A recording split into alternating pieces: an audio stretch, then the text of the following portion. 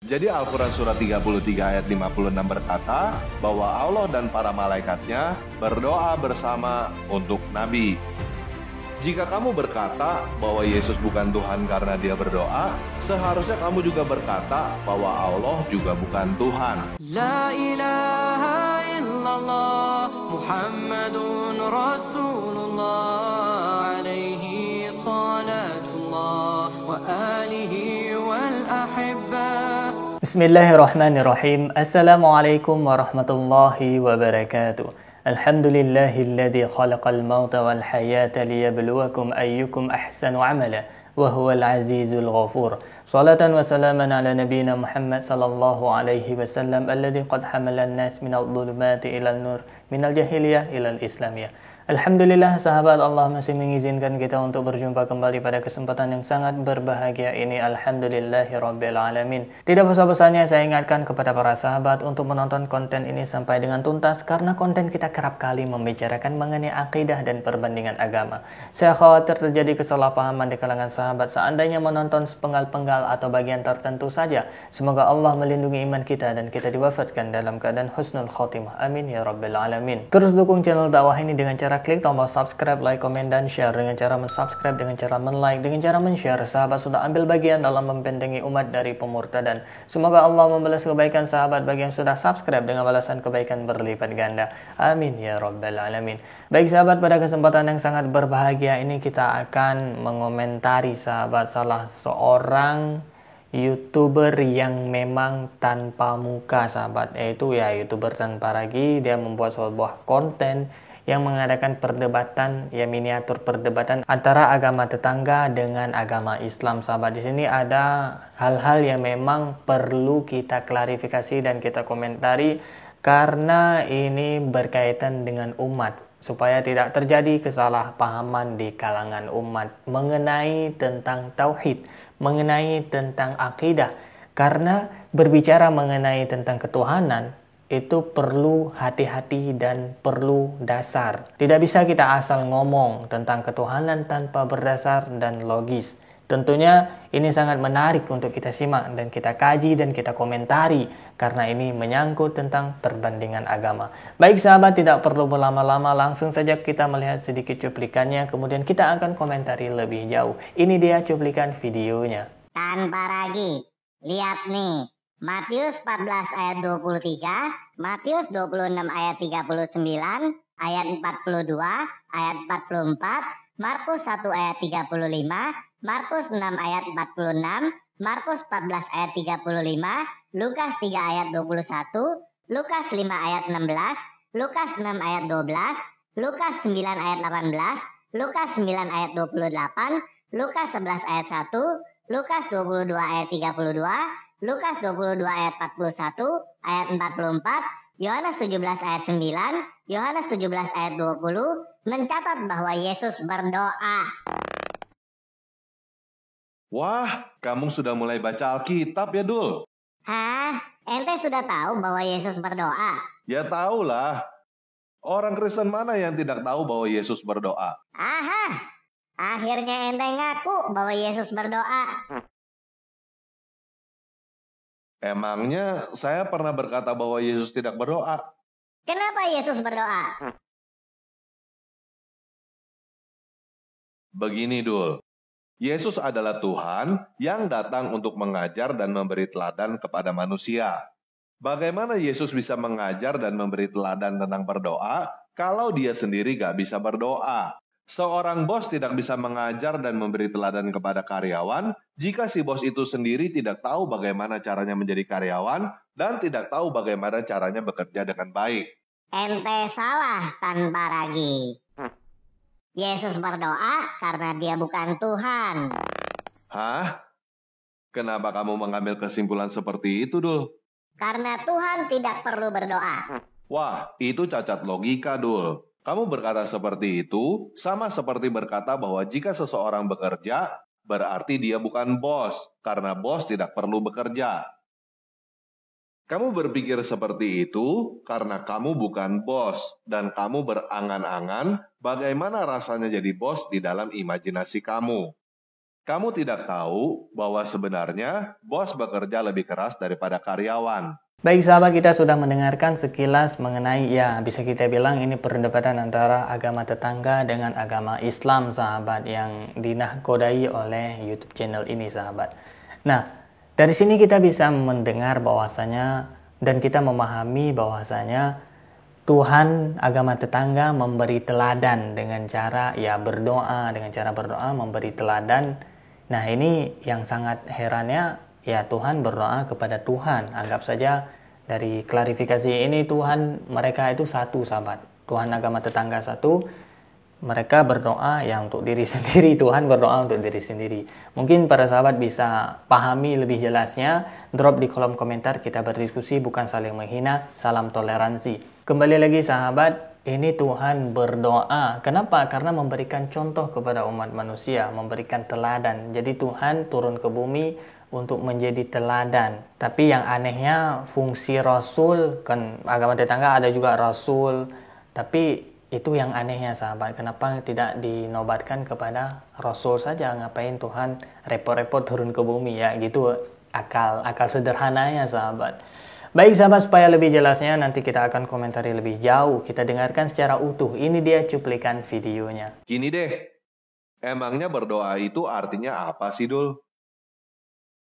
Sesuai KBBI, doa itu artinya permohonan dalam kurung harapan, permintaan, pujian kepada Tuhan. Kalau sholat itu artinya apa, Dul? Sholat artinya ya berdoa. Kalau bentuk jamak dari sholat apa? Bentuk jamak dari sholat ya sholawat. Jadi sholawat itu artinya adalah berdoa dalam bentuk jamak kan? Iya. Nah, coba kamu baca Al-Quran surat 33 ayat 56. Sesungguhnya Allah dan para malaikatnya bersolawat untuk Nabi. Wahai orang-orang yang beriman, bersolawatlah kamu untuk Nabi dan ucapkanlah salam dengan penuh penghormatan kepadanya. Jadi Al-Quran surat 33 ayat 56 berkata bahwa Allah dan para malaikatnya berdoa bersama untuk Nabi. Jika kamu berkata bahwa Yesus bukan Tuhan karena dia berdoa, seharusnya kamu juga berkata bahwa Allah juga bukan Tuhan, karena Allah berdoa bersama para malaikatnya. Kalau kamu berkata bahwa Tuhan tidak perlu berdoa, saya juga berkata bahwa Tuhan tidak perlu bersolawat bareng para malaikat.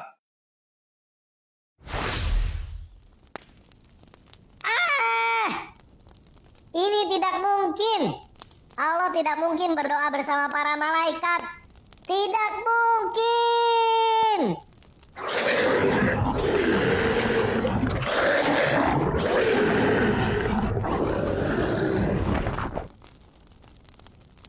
Tapi Al-Quran berkata bahwa Allah dan para malaikatnya berdoa untuk Nabi. Aneh harus mencari akal untuk membela Allah dan Rasul-Nya. Bagaimana caranya supaya Allah bersolawat artinya bukan berdoa? Aha!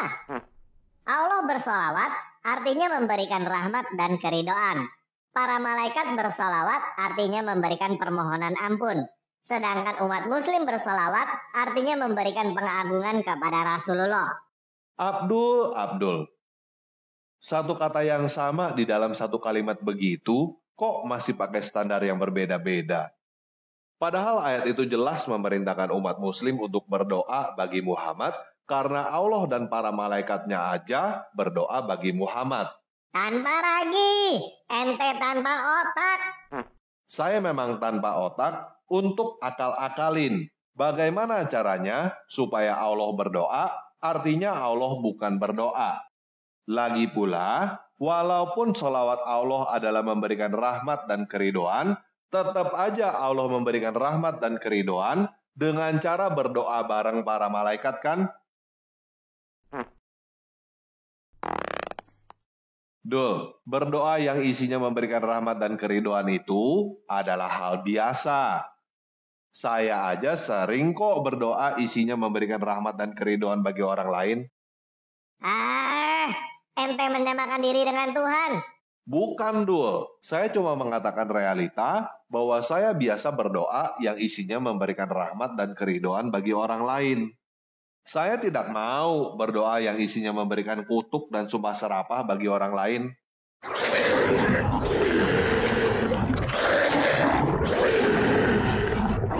Nah baik sahabat, kita sudah mendengarkan ya secara utuh. Jadi dalam perdebatan ini sangat disudutkan mengenai argumen dari pihak muslimnya.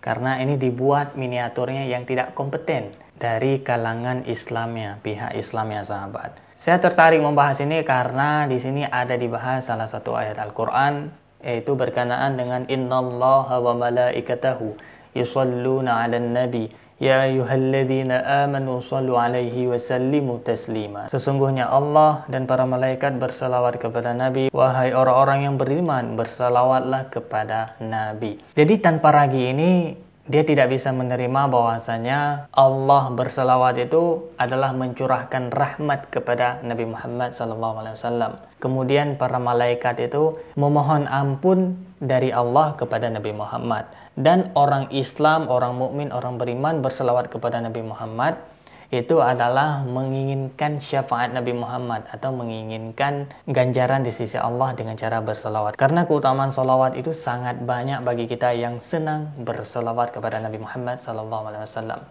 Baik sahabat, tanpa ragu tidak bisa menerima bahwasanya satu kalimat berselawat ini berbeda maknanya dari masing-masing kalangan, yaitu dari pihak Tuhan itu sendiri, Allah berselawat, dan dari pihak malaikat, dan dari pihak umat Islam atau orang-orang yang beriman. Nah baik sahabat, ini saya mengambil analogi yang paling sederhana. Kalau Anda tidak mengerti tentang analogi ini, ya saya nggak tahu lagi bagaimana menjelaskan kepada Anda. Ketika saya mengatakan, saya terbang dari Indonesia ke Amerika, dengan saya mengatakan, burung itu juga terbang dari sini ke sana, dari satu daerah ke daerah yang lainnya. Nah, kata terbang untuk dilekatkan kepada manusia tentunya berbeda pendekatannya ketika dilekatkan kepada hewan.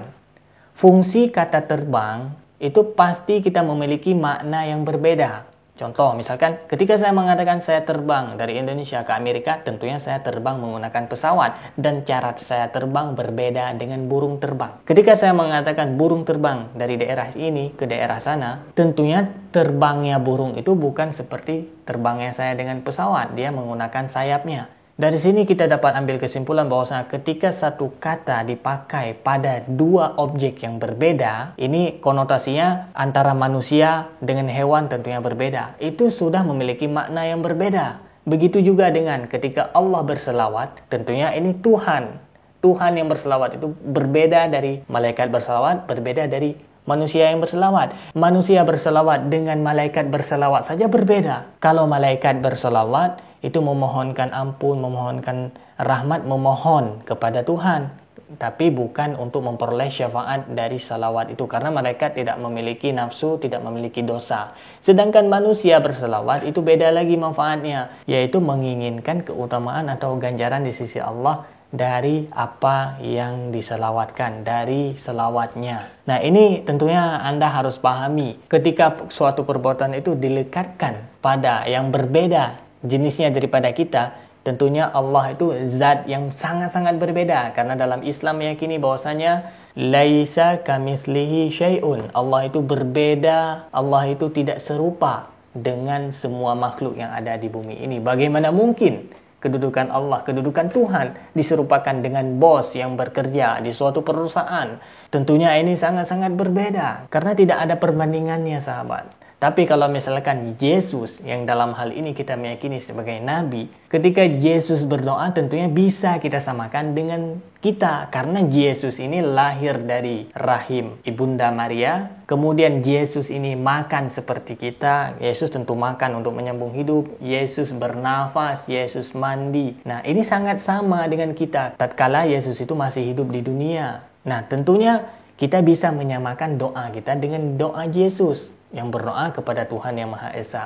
Tapi ketika kita menyamakan doa kita dengan Allah, dengan Tuhan semesta alam, Ini sangat berbeda kawan. Karena Allah itu bukan manusia, Allah itu bukan makhluk, Allah itu tidak ada bandingannya di muka bumi. Begitu yang kami yakini dalam agama Islam. Nah tentunya Anda, kalau misalkan Anda tidak yakin, semoga Anda dibukakan hati, semoga Anda dibukakan pikiran untuk menerima logika yang sehat. Tentunya perbandingan antara Tuhan dengan manusia itu berbeda. Contoh ini paling sederhana sebelum saya tutup video ini. Ini mungkin agak panjang ya. Tuhan itu hidup, maha hidup. Manusia itu hidup. Tentunya manusia hidup ada batas akhirnya, yaitu kita meninggal, wafat, masuk ke dalam kubur, dikuburkan, dimakan cacing tanah.